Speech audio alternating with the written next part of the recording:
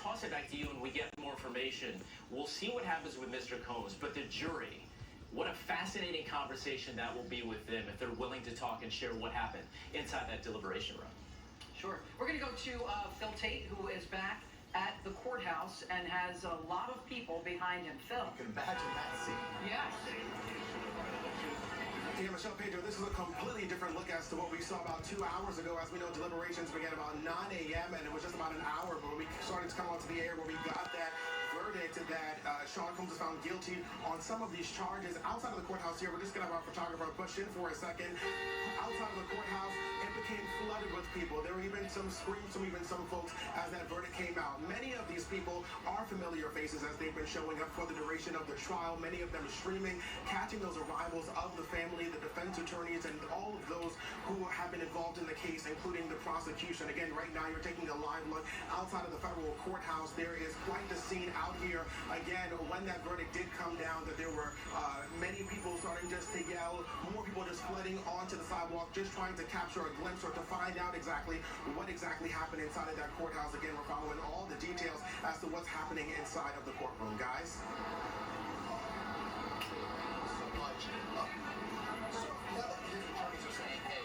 You did speak about because the racketeering charges was one of the reasons why his bond was revoked. Correct.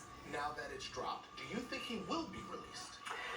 This judge is very conservative. I think that if the defense can make a strong enough argument and put up enough collateral and assets, I think this judge may potentially allow him to go on his own recognizance at this point. I think because now that we've taken the RICO out, we've taken witness tampering out, we've taken trafficking out, the largest crimes.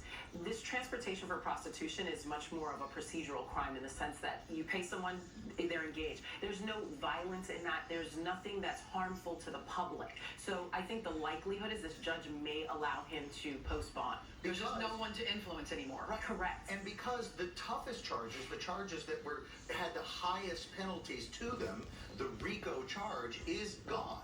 So the charges that he was found guilty on, max sentence is 10 years, and then the second charge is max sentence is also 10 years. He can face up to 20 years, Sam. He can face up to 20 years. You don't think... Weigh in on that. Because there's two victims, so they can do them consecutively, or concurrently. We don't know which one, but if they do it consecutively, that is 10 and 10, which will be total of 20. Do you think...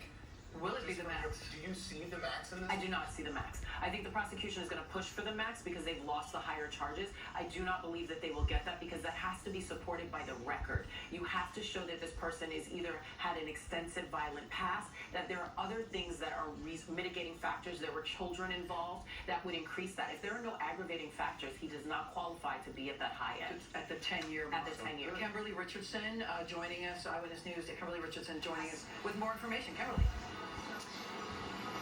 Yes, and speaking of whether Sean Combs walks out of this courtroom today in the next couple of hours, the judge just did say he will decide whether Combs gets released today. He said the decision may take some time, including giving the lawyers time to write letters arguing for and against his release, but it will happen sometime today.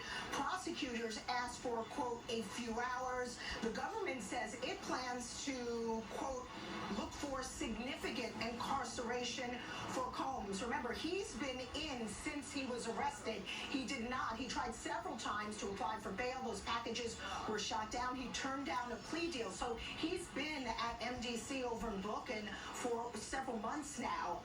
Whether he walks out of this courtroom this morning, if he does sometime today, that will be a scene. As we all know, Sean Combs is not shy. He is a showman. Members of the public still adore him. Many of them are here today. So when he walks out of this courtroom, that will be a moment in this whole saga, along with him, who's been here every day.